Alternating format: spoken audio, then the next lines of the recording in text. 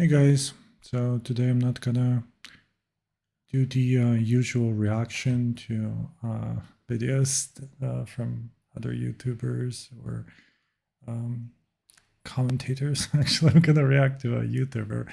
It's gonna be a very nice short video called "What is the Azov Battalion" by History with Hilbert. Definitely subscribe to them.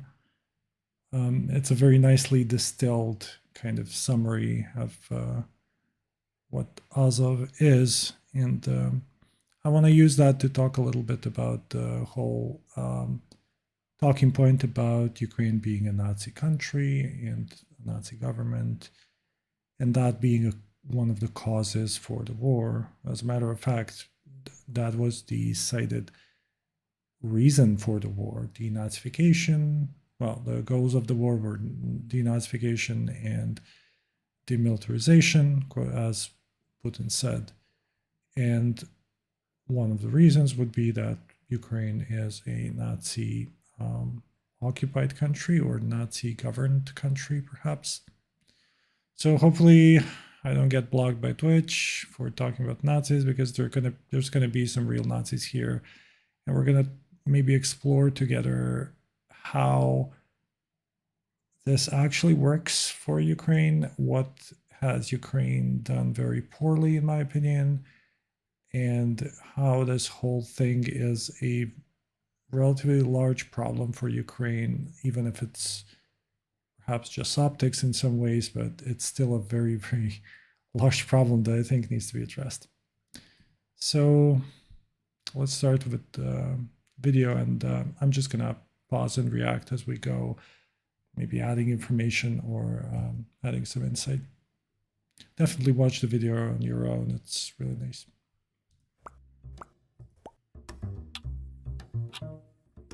Who are Azov? Azov, or often called the Azov Battalion or later Regiment, is officially called the Azov Special Operations Detachment. They're a unit of the Ukrainian National Guard, created Special purpose, special purpose group, kind of, right? as a volunteer militia in 2014 following the Russian annexation of Crimea and the civil war that broke out in the east, as well as further pro-Russian unrest throughout much of Ukraine. They were formed by, and sources vary, different ultras groups of football hooligans. Let me just go back a little. And the pro of Russia. So this map here, what you see here is what people don't really talk about a lot, which is 2014. That's the year when Crimea was taken from Ukraine, and when Russia has essentially tried to do the same thing that they're doing now on a much larger scale, which is to create these fake republics for the purpose of creating these buffer zones of destabilization, possibly annexation later on. That seems to be the long-term goal. One of the, obviously the two republics were the Donetsk People's Republic and Lugansk People's Republic that we hear about today. And those would be what we call Donbas today, those two enclaves. They were led by very different people. One of the very interesting people who used to lead, I think it was the Donetsk People's Republic, was Mr. Gherkin, who's still around. I think he's in Russia right now. He is from Russia. And he's a really huge ideologue that's very critical of the current military operation. You could call him anything but pro-Ukrainian, but he's very critical of the operation from just purely Russia's side. I may want to react to his video at some point because it's pretty interesting, and just from military geek standpoint. But what Azov did here was they basically liberated Mariupol from Russian forces in 2014, the same city that they're now under siege in the Azov steel plant. And they have also notably prevented the creation of the Kharkiv People's Republic, or if you're speaking Russian, Kharkov People's Republic, or HNR. That would have been the third quote unquote republic that would have been created by the Russians.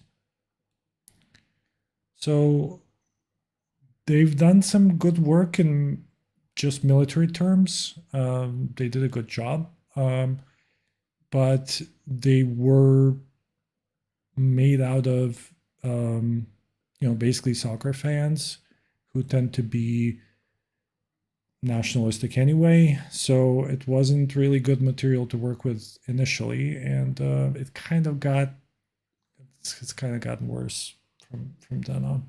Russian unrest throughout much of Ukraine. They were formed by, and sources vary, different ultras groups of football hooligans who fight one another, from groups such as FC Metalist Kharkiv from the city of Kharkiv or Kharkov. They were called Sect 82, the name of the ultra group based on the year in which the club was founded. Contrast this with the Pravy Sektor, or the right sector, which is a very similar group in Ukraine, the right sector being the right side of the stadium, right? So these nationalist groups are very often soccer related for whatever reason, but I think you can draw the parallels in terms of the nationalism and tribalism that's present there. One thing to understand is that this is not about Azov in particular. I think maybe mistakenly people are talking about the Azov, or not talking about the Azov battalion, which we'll talk about too. They're talking about them as if that is the only thing that is Nazi related in Ukraine. It is not. By far, it is not. Azov has been perhaps one of the most openly nationalistic, gravitating to Nazi/fascist ideology, but there have been others. There have been political parties. There is what we call the far right in Ukraine. It's present in other European countries as well, of course, but it definitely exists, and it's not just Azov. Azov is perhaps one small part of that. Maybe you will talk about that as well.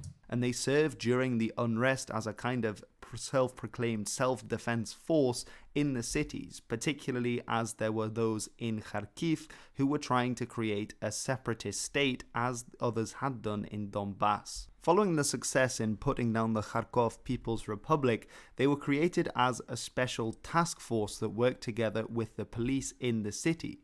And in April 2014, they received training from the Georgian Legion in the use of firearms and military tactics, with the idea of being sent to fight against the separatists in the Donbass region, which they did in May 2014 when they took part in the Second Battle of Mariupol.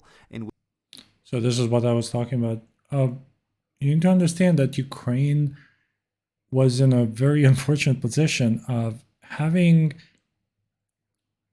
for simplicity's sake, like, let's call them Nazis, okay? But they're not really all of them. They're just nationalists. But let's assume they're Nazis. Ukraine had a large problem because their army sucked in 2014. Their army sucked big time. They weren't prepared for any kind of conflict due to many things: lack of training, the Soviet doctrine. Ukrainian army looked like what is now the Russian army, pretty much, but without the all the cool technology that Russia has. And so it sucked. It wasn't great. So they were kind of stuck with this regiment of people. They were stuck with this nationalistic group of people who are really good at fighting, and they couldn't really say no to them at that point. They couldn't say, hey, okay, you can fight, but you have to stop being Nazis. They couldn't do that. So they kind of let them fight, and they kind of said, okay, you do your thing. It seems that you're doing well, and just, do your thing, and we'll kind of just pretend that you don't have, Nazi symbols on your flags and stuff. Which they, together with other Ukrainian units, retook the city from the separatists, and they have been based there since then. They were often referred to colloquially as the Little Black Men because of their all-black combat fatigues and balaclavas they used. This sounds like I've never heard this, so it's possible I mean, it sounds like it's something they wanted to be called, but anyway. In combat. This was a play on the Little Green Men, the name given colloquially to Russian forces who had entered Crimea several. Sure, yeah, this is so. Yeah, the Russians were legitimately called Little Green Men because they were not wearing insignia and they weren't actually commenting on where they're from, although everybody kind of understood that they're from Russia, but and the little black man thing, I think, was just, yeah, an attempt at branding, perhaps. Months earlier. The Azov are particularly famous and equally Here we go. controversial, particularly in the West. So on this screen, you see basically two things that are Nazi things. Okay, so you see this black symbol here. So we can Google, I guess, Azov battalion.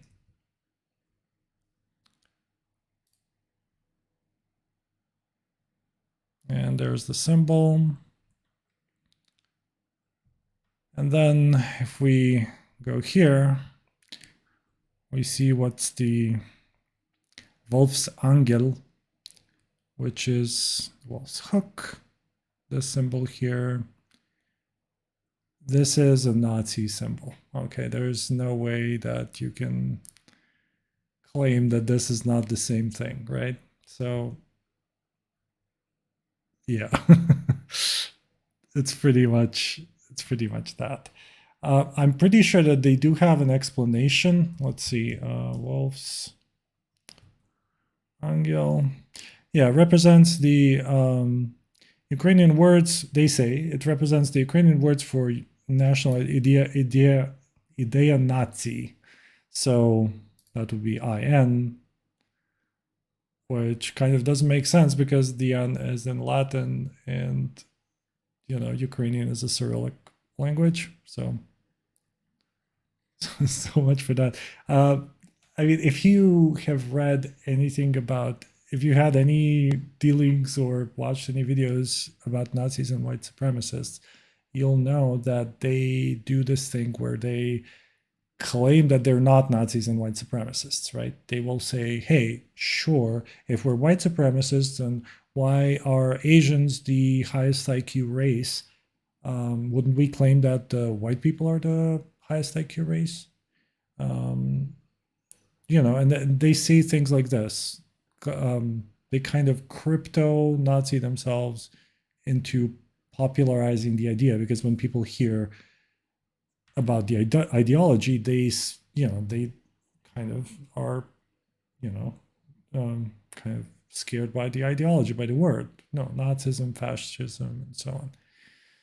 So they do that. However, the actual symbol is here, right? And it's pretty clear what it is, and it's pretty clear what they want to say. They kind of try to walk it back, of course, but you can't really do that. I think the sun. Let me just try and so the black sun. Okay, so this part behind the Volksangel is also a Nazi symbol. So we have 2 for 1. Here it is, the black sun, schwarze Sonne, schwarze Sonne. Okay. So is that a Ukrainian sun rising over the Ukrainian sea or some crap like that? I'm pretty sure that's what they would say. And then here is very small, right here. Here is the symbol of Ukraine, the actual symbol of Ukraine, right? So you can kind of see the priorities here. And this is the thing that, I want to kind of talk about. When you see this, there is no, these people are they're kind of trying to push their ideology. At least the people who have designed the insignia and who have written, so the smartest people, let's say, right, in Azov, they have tried to create this movement around this military success they had, and they kind of try to push this ideology forward, right? And the ideology is unmistakably Nazi ideology. We can talk about the white supremacism. I think the white supremacism in particular is a kind of a US centric term because of the racial baggage that the United States have. But of course, in Europe, we have different kinds of racial baggage, but it's different. So it's very different. The white supremacists are very different in Europe and the United States. This is not okay. So this has been an official insignia of the Azov battalion for a while. This was tolerated by the government, okay? That is a fact. They did change that eventually, but I mean, that definitely didn't happen quickly enough, right? And now this is a huge talking point for Russia, again, because the Ukrainian government kind of tolerated them. They tried to kind of integrate them and to keep them quiet about the whole, Nazi thing that they like to talk about. And they wanted to just keep them, fighting more and talking less, basically. However, as you can see, that was not completely successful. Right? This is because of the ties of both the recruits and the higher levels in Azov with various neo-Nazi and ultra-nationalist movements. For example, the symbol of Azov is often compared to the Nazi symbol of the Wolfsangel, which was used by various SS regiments. I mean, it's literally the same symbol. It just flipped a little bit. Despite the fact that many of the Azov members claim that this is just the letters of N and I in Ukrainian combined together, meaning Sure. national idea, one of their slogans. However, it doesn't just end there, as the founder of Azov, Andriy Beletsky, is himself a famous white supremacist who has previously spoken about leading the white races in crusades against the Untermenschen. Furthermore, it was... Yes, so this guy, let's Google him a little bit. I'm going to show you some pictures. I'm going to Google in Russian because I'm pretty sure we're going to find more. Right there. This person. Okay, here he is talking to Dmitry Gordon, who is a journalist in Ukraine. He's very mainstream. He's working now. I think he's interviewing a lot of people right now. And here we go. So let's go to their website.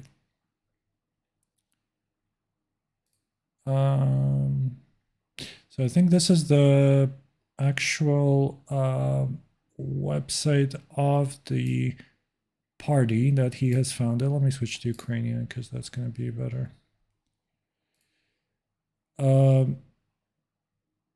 Oh, it's called Nationalny Korrespondent. Okay, so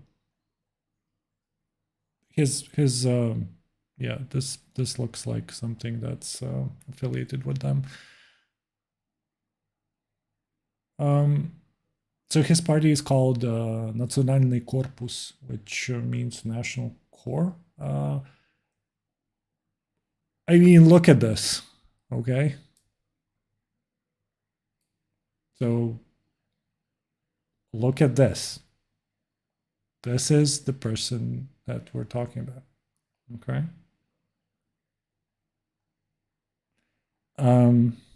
This person, I think, still is a member of the Ukrainian parliament. Let's see that. Let's check that.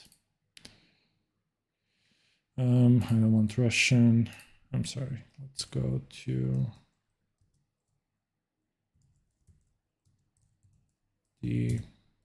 No, he's former deputy. Okay.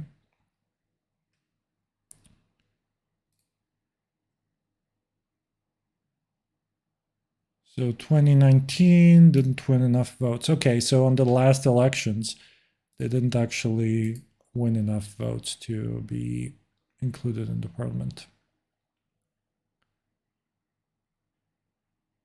So they didn't win enough to clear the 5% threshold in the Ukrainian parliament. However, before that, they did. He was a member. As you can see, he wasn't really working hard. He participated only in 2% of the voting. I guess he was busy with other things. He missed 328 sittings of the Ukrainian parliament. And he missed all the sittings of Verkhovna Rada, which is the Ukrainian parliament, in 2016 and didn't appear as of March 2017. Did not write any laws. And he has submitted 30 drafts that were, I guess, all unsuccessful. And he's the top person. That statistic. Okay. So that person has basically, after the whole success with the war after 2014, he has founded a political party called. There was a lot of. I'm sorry. There was a lot of infighting between the various far right groups. The largest, I think, was Pravý Sector, but they were trying to become more kind of palatable for the masses because, again, the Ukraine is a country that has fought against Nazis, so the Nazi idea isn't really super popular in Ukraine. And they kind of try to crypto think the whole thing to make it more acceptable for the Ukrainian people so they could get these 5% votes so they can get into the parliament and they could do something or do nothing and turn like Zelensky did, right? They'll do absolutely nothing in there. He didn't even go to work. So much for that Nazi efficiency and hard working, right? He did found that party, Nationalny Korpus, they kind of tried to do some really interesting things. So again, let's Google in Russian. Nationalny Korpus.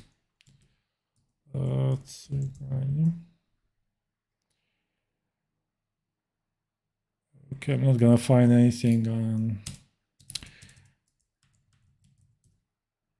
Not gonna find anything here. I'm googling for, of course, the Roma people, but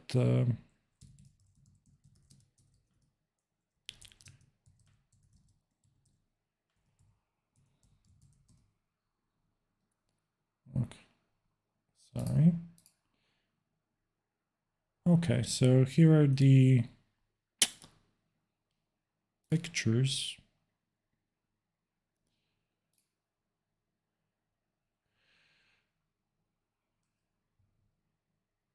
So what they have founded are these, it's called Nacdrużyny, so national groups, maybe. They basically gathered people. So I'm finding exclusively pro-Russian media. As you can see, this is really useful for any kind of, if you're trying to do Russian propaganda, you're gonna love this. So they did a lot of stuff that was very interesting for Russia. What they did basically, as you can see it here, is just kind of went to the places where the Roma people were settled. It was I remember a small hill in Kiev where they had when they had a small settlement. They basically just went there and kicked them out using physical force. This is how it looked like. As far as I was able to see, there was actual violence,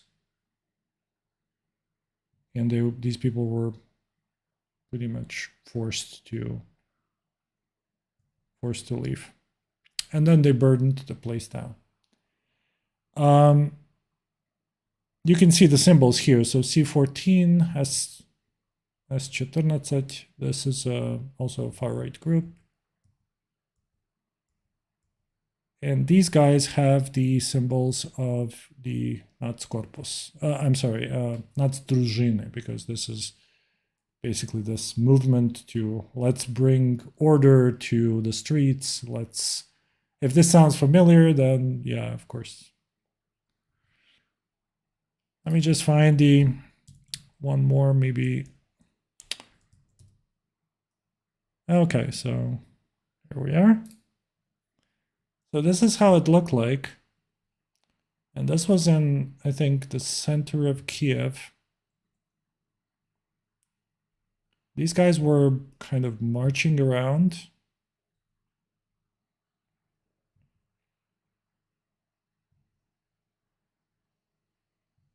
Again, I'm using Russian here just because it's much easier to find these pictures in Russian, because the Russian media loves this. So yeah, so this is how it looked like. This is the main street in Kiev.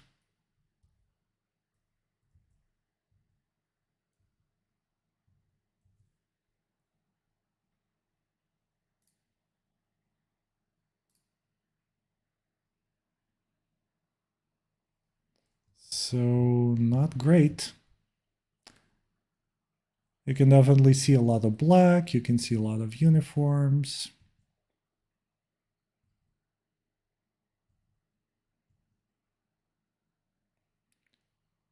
You can see the stylized Ukrainian symbol here, very stylized.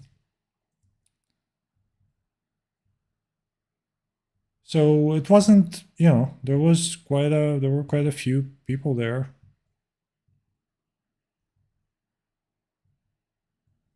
They took a little walk and then they were organized. They had some training, I think, or something like that. They kind of tried to do some useful things around the city and so on. But yeah, this is how it looked like. And this was organized by Mr. Biletsky directly. So were these people Nazis? I don't think so. I think most of these people are just young people looking for a purpose and a very simple explanation to how the world works. And as we know, groups like this, groups like other terrorist groups, and there's many of them, cults, they all prey on people like this. So these people have then went and kicked the Roma people out of their homes.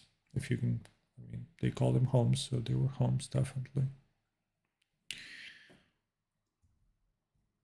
Was claimed that around 10 to 20% of the group were neo-Nazis from sources within the group, and various interviews with group members have shown that these kinds of ideas are very common and accepted among them.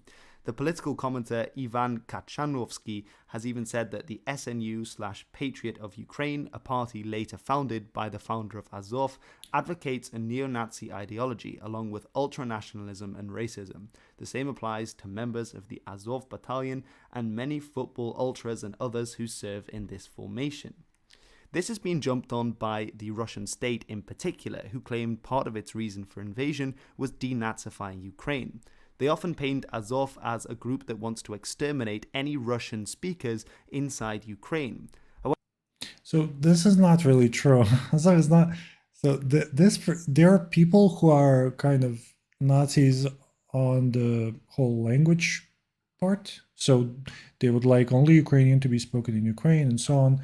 Very few people like that. Very, very few people like that. Azov is not big on that. Azov is more about different kinds of ideology. I mean, they do think that, of course, Ukrainians should speak Ukrainian and so on, but I don't think they um, I don't think they alienated people who speak Russian, only because there's so many people who speak Russian in Ukraine. They're not Russians. People think that Ukrainian speaking, I'm sorry, the Russian speaking people in Ukraine are all ethnic Russians. That's not true. People don't understand how it works in Ukraine. It's more of a cultural divide than anything else. Although many people, of course, have relatives and parents and stuff like that in Russia. Russian speaking people are not all Russians, and many of them are in Azov. As a matter of fact, the videos I was watching from the Azov battalion, they're pretty much, they're kind of Russian speaking. So let me find a couple of those just to prove my point.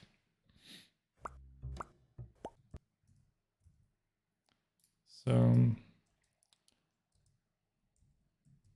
I think there was a video. Okay, this one. Yeah.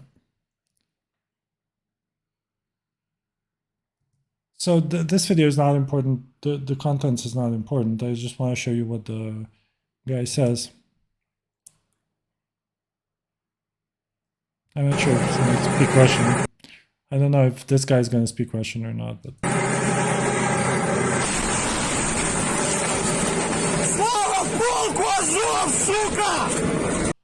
Okay, so this could have been Ukrainian and Russian.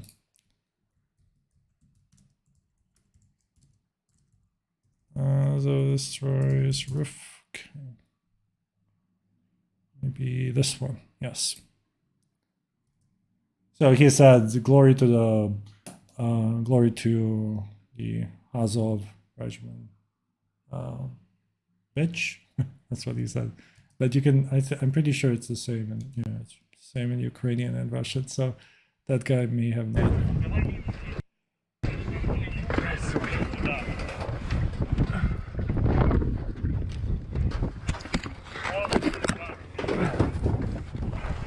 By the way, the other video is a little funny because that guy has used unlaw, which is a system that shouldn't be used from that distance. So that the missile didn't actually arm, and he just basically concussed just scared a little bit the tank crew, but he didn't actually do anything. So I guess training is very important. He should have used a different weapon. He should have used a direct fire weapon, such as the I don't know, the AT or something.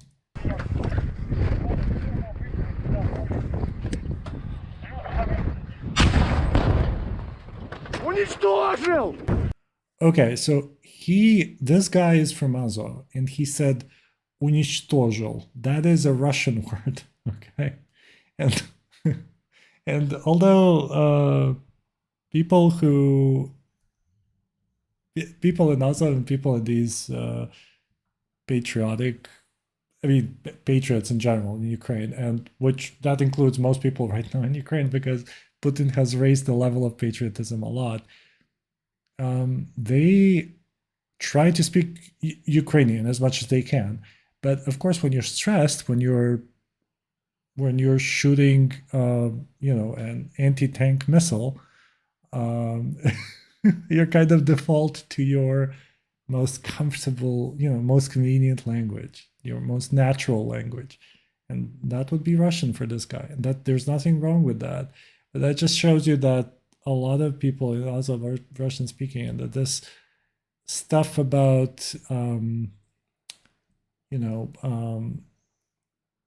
trying to suppress Russian speaking people, it's bullshit. That part is not really true. Although there are some people like that, in particular Azov. Paradoxically, Azov is not one of those for sure. However, this doesn't seem to hold up, as most members of Azov actually speak Russian together, and this is the lingua franca used by the battalion and later regiment during combat. Yeah. Furthermore, they have around 50 Russian. I mean, for obvious reasons, right? If people are not comfortable with using Ukrainian, right? If they're looking for words, which is a problem for most people who don't really practice Ukrainian, including myself, I look for words. So it's very slow and it's very tedious to talk, right? Because you don't have enough practice. So I can totally understand people speaking Ukrainian. I can respond in Ukrainian, but it takes me a long time to find certain words to just remember them because you just need practice, right? I'm sure it's like that for these people too. So what you don't want in a combat situation is your soldiers, forgetting the words they need to tell you when each second is important. So of course they have, just for practical reasons, they have Russian as the lingua franca of the, default language of the battalion. Russian members, most of them ultra-nationalists, serving in the battalion as well. In September of 2014, the group was made an official part of the National Guard of Ukraine as a result of further military developments inside Ukraine. Yeah, and you could argue this was a bad or a good thing. I mean, they were kind of paramilitary before that, and the decision was between fighting them and integrating them in some way. So my guess would be that it was a good thing. I think that was a better option than to, start fighting these people. And in March 2015, as an official part of the military, they received training from United States forces. Sure. Going back to what I was saying,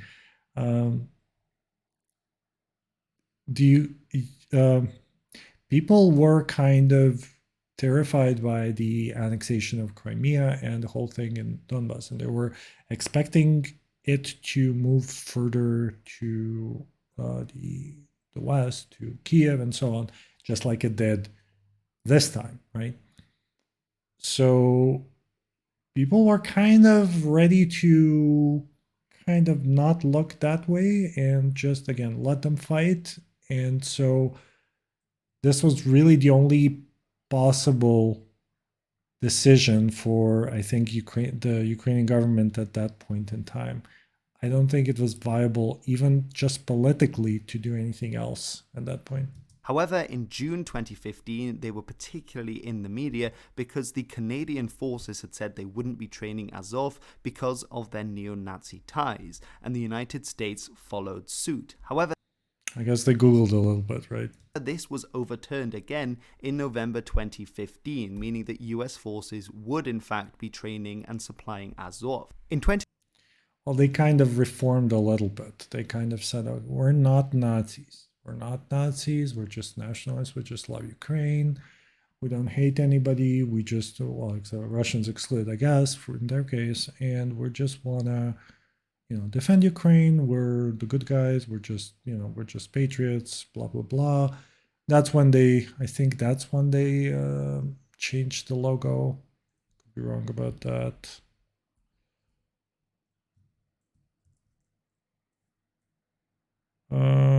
Since August 2015, yeah. So since August 2015, it's no longer in use. So that's when they changed it. Yeah. So that's what they did. They did a little bit of rebranding to be more palatable to Americans and Canadians. 2019, members of the Democrat Party in the United States wanted to have the group branded as a foreign terrorist organization, though this attempt ultimately failed.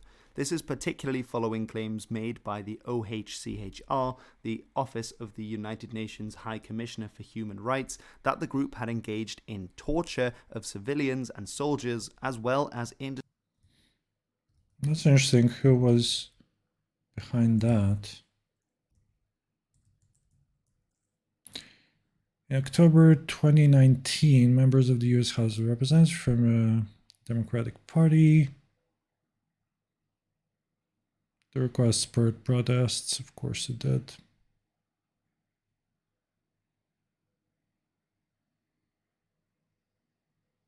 Okay, so the Daily Beast, foreign policy. It says House Democrats, but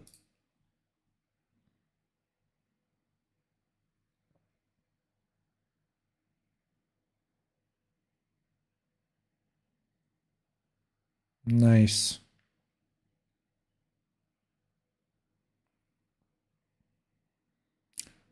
New York Representative Max Rose submitted a letter to the State Department, co-signed by 39 members of Congress.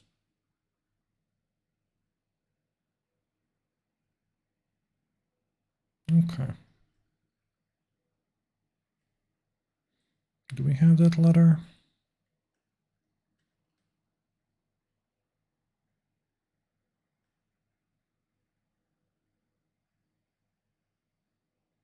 Recent report. Christchurch shooter and Azov. That one surprised me. I'm not sure if that's true, but blah, blah, blah.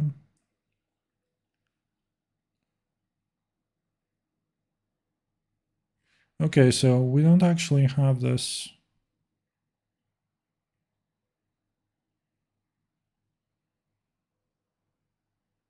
Actually have this. Okay, Max Rose. Let's see, Max Rose. Congress. Okay. Azov letter.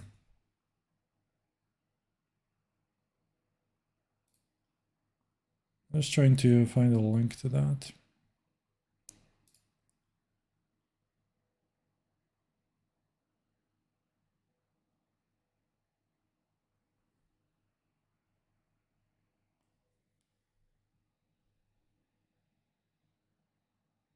Okay, so here's the letter. Not super interested in the text, but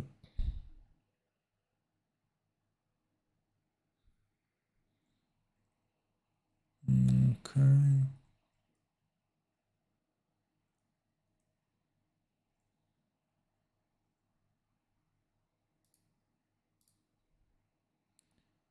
Okay.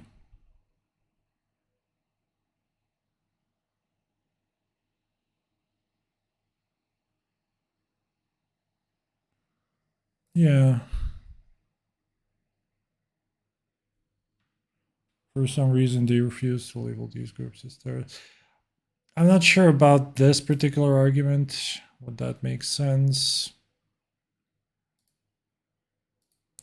Doesn't make a lot of sense to me. I mean, they're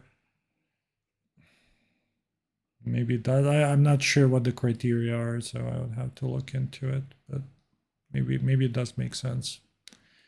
That has a lot of consequences, and that would, overall, that would cause the amount of help to Ukraine to decrease, which I think the United States didn't want, so they kind of hushed this whole thing.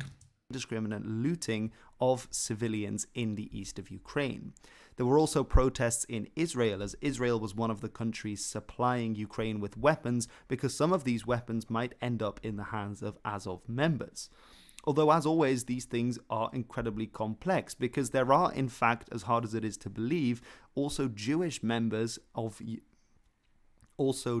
Ukrainians serving inside the battalion, and none are This is a problem with being YouTuber, guys. more outspoken than Nathan Chazin, who was interviewed by BBC Ukrainian and who has a flag of the famous right sector using the Ukrainian insurgent army flag with a Star of David superimposed on it. And he claims there are also other Jewish members of the battalion. It's also true that the founder, Andriy Biletsky, says that Japan and Israel are his two nations that he most draws inspiration from in terms of what kind of government he would want. I mean, I think people don't understand the ideology, maybe, because both of these countries are extremely racist, right? Like extremely over the top racist. They have, in the case of Israel, it's a theocracy, and it's explicitly, you may say it's not racist per se, but it kind of ends up being racist. In Japan's case, it's super racist, okay? And we kind of say, okay, we're not going to judge those people because they're, different and so on, which is fine. Nobody talks about them, right? But the fact is that if you ask any white supremacist, they'll tell you the same thing. It has nothing to do with the fact that they think that, um, whatever, the Jews are controlling the world and blah, blah, blah. They do believe that, and they admire, the way that Israel has been able to create this ideological state. And the same thing about Japan. So it's not contradictory. It's like saying Zelensky is a Jew, so how can Ukraine be a Nazi country? It's a pretty silly argument. So perhaps it's better to describe Azov as an ultra-nationalist formation rather than an explicitly neo-Nazi one. A final point of interest is that it has been claimed that most...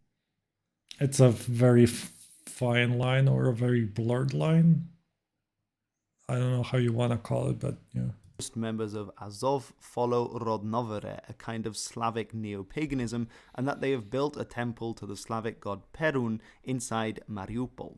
Because of course they did. Now, in August 2015, the group was actually pulled back from active fighting in the east as part of the Minsk Accords, and they were then used as more of a police force in the rest of the country. But now in 2022, with the Russian invasion, they have been sent to the front lines again, and in classically controversial Azov style, they released a video in which they were smearing bullets in pig fat and claiming that they were going to be fighting the Muslim Chechen soldiers of the Russian Federation while using these bullets. So this video is a little outdated because it was published on March 9th. And now we're in May, and a lot has happened. These guys are encircled in their Azovstal factory, and they're not in a good place, and things don't look good for them. So yeah, definitely subscribe to Hilbert, and that's history with Hilbert. And yeah, that was Azov. I'm not sure how much. Let me go back a little bit to maybe Azov itself. Just the article.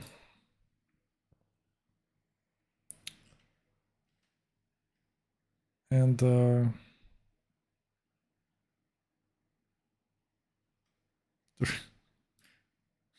my god. Okay. These are the improvised vehicles they had in 2014. You can see it wasn't great back then. This is a parade in Mariupol.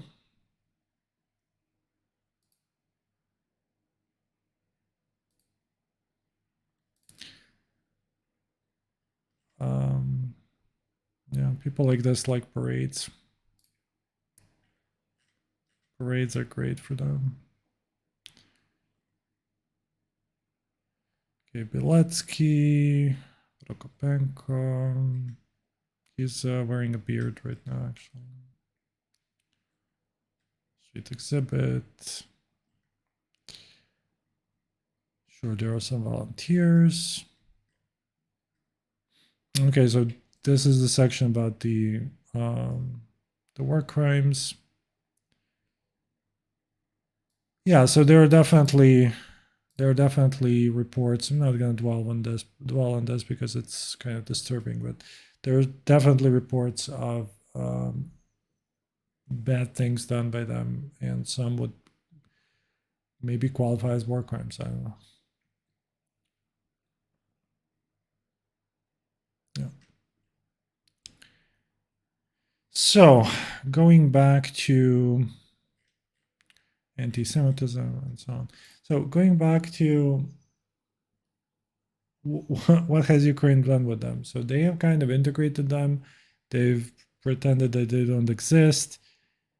And then they kind of flirted with them a little bit. And when I say that, I mean Zelensky was talking to them directly. Zelensky was talking to this guy directly because he was. I don't think he was at that time in the parliament, but he was definitely talking to him directly. Poroshenko, who is the former president before Zelensky, but after Yanukovych. Yanukovych is the pro-Russian guy. There he was. I mean, there was a lot of kind of flirting and kind of going in that direction. There's this whole Polish thing. There was a war crime in World War II, during World War II, where basically Ukrainians killed a lot of Poles. And that was done by the UPA, kind of patriotic army at that point in Ukraine, just like in many other European countries. They were kind of trying to flirt with the Germans and to gain the independence. It's highly disputed. I'm not going to go into it right now. That deserves a separate, well-produced video with a lot of research to talk about that. But this guy, this thing is kind of a symbol for the far right now. They kind of support that. So there were a lot of streets and a lot of things named by leaders of that organization, and these guys really like that. So there was a lot of like flirting with the far right in trying to create this, to raise this Ukrainian identity in that way. And as you know, there's a fine line between patriotism and nationalism and fascism. It kind of just slides to that. As we can see right now, patriotism is good for morale. It works really well. It's great. But then it kind of slides into other things. And I think Ukraine was kind of starting to slide a little bit. I think maybe it was Poroshenko in particular, because he's kind of the Soviet-minded person who doesn't really understand how doesn't understand the way Ukraine would need to be if they would like to join Europe, right? He was sliding more into the direction of, I guess, Viktor Orban in Hungary. So more like that, not really in the direction of a pluralist, liberal society, which is, I guess, okay for a democratic country. Hitler was elected as well, so that all works up to a point, but at some point that stops working, and then you get the just the regular, Nazis or fascists or totalitarian regimes, or however you want to call them. We have them today in many countries, and they're all professing different separate ideologies, but they're kind of the same thing, right? I think Ukraine was flirting with this a little bit too much. What I would have done maybe in Ukraine's place would be to say, hey, we're not Nazis. Nazis are not okay. Honestly, I have never heard that said. And this, I think, follows with the same kind of thought that Trump had when he said there are good people on both sides. He was kind of trying to keep the good people in, right? Allegedly, right? And he didn't want to alienate that whole part of the protests. Well, not the protests, but yeah, there were actually protests, right?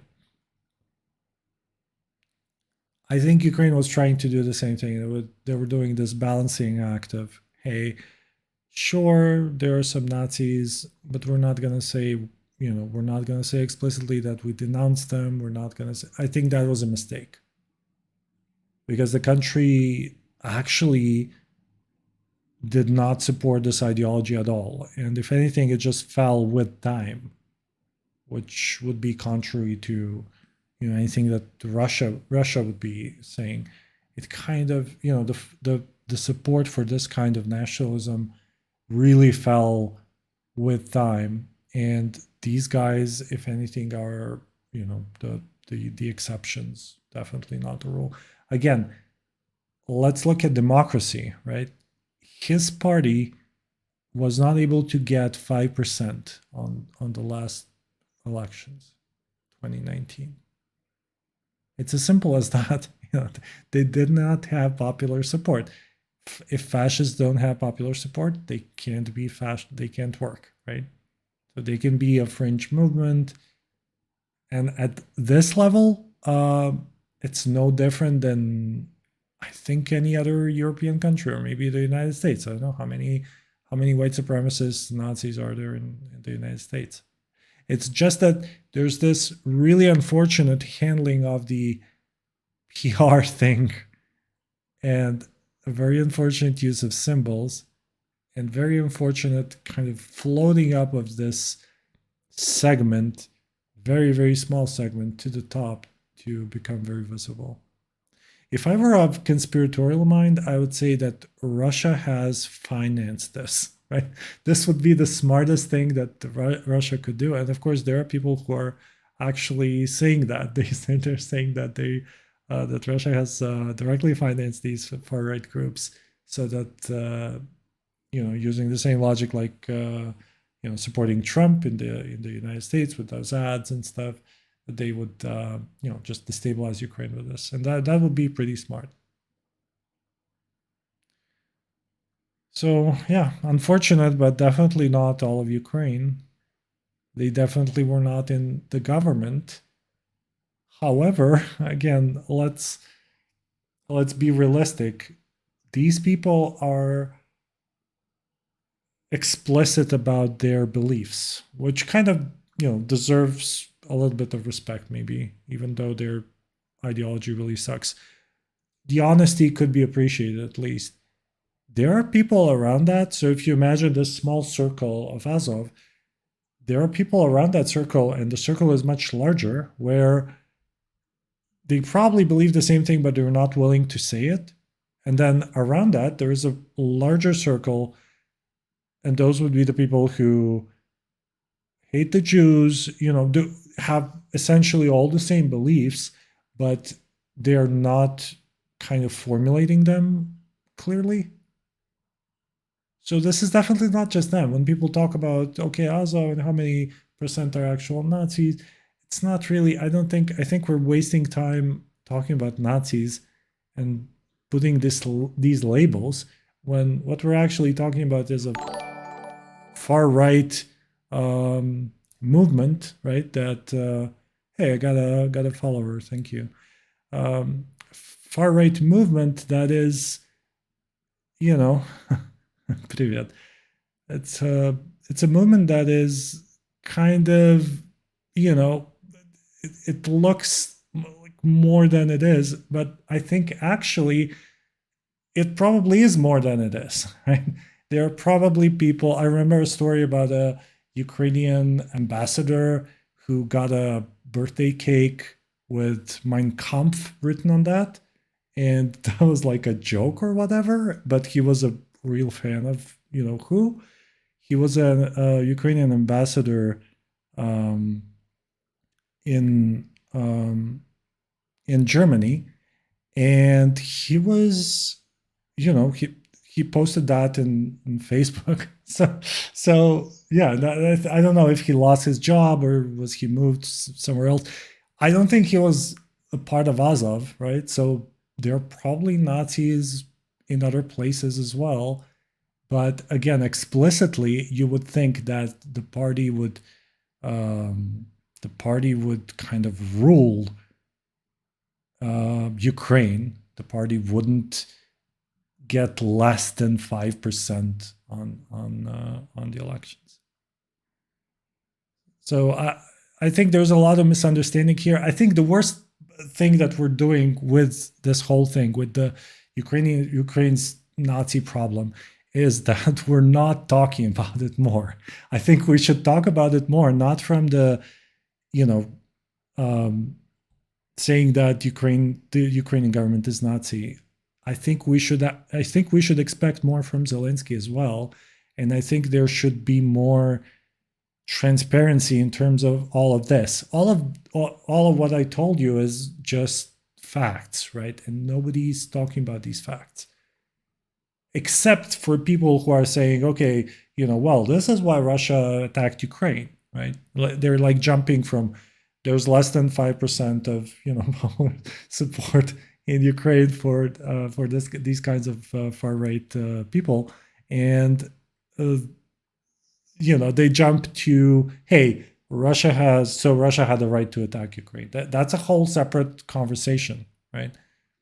If these guys were in power, you could have an argument to, okay, we're trying to stop the next Germany or whatever. Sure, yeah, but they're not. They're very far from that, and they're being killed by Russian bombs and artillery and tanks as we speak, unfortunately, or I guess for people who hate them, fortunately.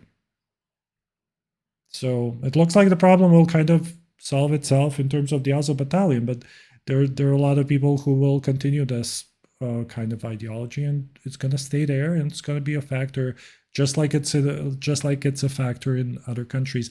And I think we should be, instead of pretending it's not there, instead of pretending that Ukraine is this Western democracy, which it's not. Ukraine is not Western democracy. Ukraine is super conservative in many, many ways that probably most Americans would be very surprised to hear, especially social issues, LGBT issues, crazy conservative. Okay, I don't think that this is one of those things where we're kind of trying to tell this narrative, and reality is much more complex. It's a different country. It has different views on things, but I mean, bottom line, Ukraine is not a Nazi country. The government is not a Nazi government. They kind of played footsie with the Azov battalion a little bit. They continue to do so because they're, fighting really well. But I mean, no, I do not like Azov. No, but look, I'm not Ukrainian. I'm from Bosnia. I'm a Ukrainian refugee. I left Ukraine when the war started with my baby, and I'm right now in Bosnia. I'm going to be moving to the United States soon, but I don't support these guys. I don't have a dog in this race at all. So you're saying these are Nazis? I should stop. Well, Azov is Nazis. That's exactly what I'm saying. Officially, they say 10 to 20%, but again, it's a very sliding scale between the people who are willing to say they're Nazis, people who believe that, and then people who support them, and then people who are just hiding and so on. So I don't care about the percentages. To my mind, if you have 20% of people who say they're Nazis and they're members of your battalion, you expel those people, right? It's as simple as that. You tell them, hey, okay, you're Nazis, good for you, but you have to leave. So just saying that you still have 10 to 20%, it's kind of doesn't really work to my mind. So anyway, I'm gonna be working on a YouTube video that's going to be a little bit more produced. This kind of just very light research about them. I'm going to be talking about these talking points that we tend to use for when we talk about the war from the Russian perspective. When we say denazification, demilitarization, NATO expansion, promises by NATO, blah, blah, blah. So all of this, Azov is maybe one very small part of that. And this whole Nazi part is the same.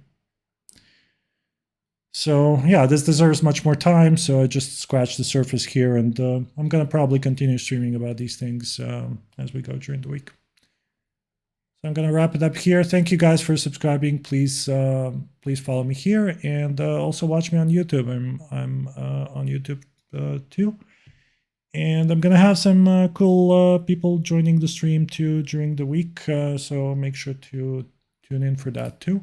I'm gonna update the schedule, and we're gonna probably have some interesting conversations about that as well. So thank you for watching, and take care, and talk to you soon.